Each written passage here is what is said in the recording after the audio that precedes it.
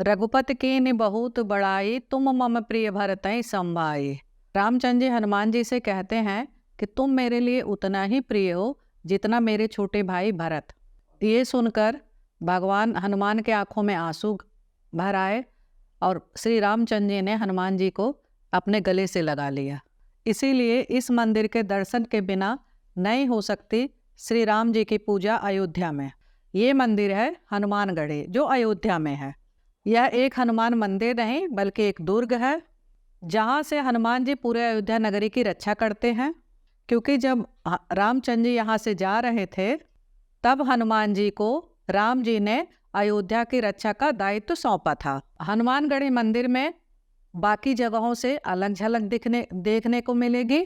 यहाँ पर उनका राजा रूप दिखेगा। जब राजा लौट रहे हैं, हनुमान जी के परम प्रभु लौट रहे हैं, तब वो हनुमान जी के मंदिर की वो प्राचीन कहानी भी हम आपको बताते हैं और ये भी समझाते हैं कि वर्तमान में क्या बदलेगा और कितना बदलेगा। अयोध्या में जहाँ देखिए वहीं राम जी हैं और जहाँ राम है वहाँ हनुमान जी हैं।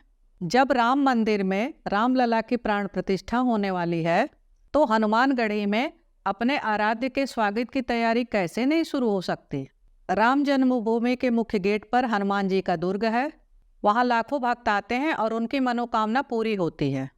माता सीता ने उनको आशीर्वाद दिया था कि सबसे ज़्यादा उनको प्रसन्नता है तो और वह हनुमान जी को है। ये गद्दी है श्री हनुमान जी की। जब वनवास से लौटने के बाद जब राम जी अयोध्या के राजा बने तब इस स्थान पर हनुमान जी ने निवास किया था। जब राम संसारी अवतारी को छोड़कर बैकुंठ लौटने लगे तब उनके पीछे पीछे हनुमान जी चलने लगे और हनुमान जी सरयू में जल समाधि लेने के लिए, लेकिन होई सो होई जो राम रुचि राखा। राम जी ने हनुमान जी को यहाँ पर रुकने को कहा। राम जी ने कहा कि जब तक राम धुन होगा तब तक हनुमान जी कहीं नहीं जाएंगे।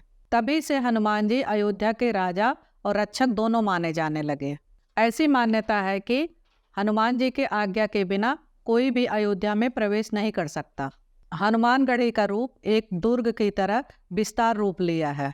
बीतते वक्त के साथ अयोध्या का इतिहास भी बदला। राजे रजवाड़े के बाद नवाब और सुल्तान भी आए। हनुमानगढ़ी पर आक्रमण भी हुए। अयोध्या और हनुमानगढ़ी की कहानियाँ प्राचीन काल में ही नहीं आज भी सुनाई जाती हैं। अवध का नवाब जब गोरखपुर चढ़ाई करने जा रहा था, मुस्लिम बादशाह हनुमानगढ़ी आए। तब उस समय यहाँ रामदास जी सिद्ध संत थे और उन्होंने एक चिमटा उन पर लगाया और कहा कि तू कहाँ आ गया है। और उसको कुष्ठ रोग की बीमारी थी। वापस जब वो गया तो उसने देखा कि उसके कुष्ठ रोग की बीमारी खत्म हो गई है। मुस्लिम बादशाह ने आके पूछा कि यहाँ की कैसी व्यवस्था है। महाराज श्री ने कहा हनुमान जी राजा के रूप में यहाँ पर विराजमान है, उनका साक्षात वास है यहाँ पे। और उस नवाब ने कहा कि मंदिर में तो ऐसी कोई व्यवस्था नहीं है। उसके बाद उस राजा ने उसके पास जो कुछ भी संपत्ति था उसने तामपत्र पर लिखकर हनुमान जी के हवाले कर दिया और उसने कहा मैं तो बेकार हूँ, असली राजा तो हनुमान जी हैं। यहाँ पर दिन में 4 आरती होती है और 4 बार भोग लगता है। वहाँ 7000 संत हैं और वहाँ जो भी जाते हैं पहले हनुमानगढ़ी मंदिर जाते हैं। ये सभी को पता है कि अगर प्रभु रामचंद्र जी को प्रसन्न करना है तो सबसे पहले हनुमान जी का दर्शन करना जरूरी है। और अगर आपने भक्त को मना लिया तो प्रभु रामचंद्र जी का मन इतना कोमल है कि प्रभु रामचंद्र जी खुद प्रसन्न हो जाएंगे। अगर आप अयोध्या जाते हैं तो हनुमानगढ़ी मंदिर का दर्शन जरूर करिए, इससे श्री रामचंद्र जी प्रसन्न होंगे। ऐसे अयोध्या नगरी और राम मंदिर के अपडेट के लिए हमें फॉलो करें। हमारे चैनल को सब्सक्राइब करें, लाइक करें, शेयर करें और ज़्यादा से ज़्यादा कमेंट करें। जय माता दी।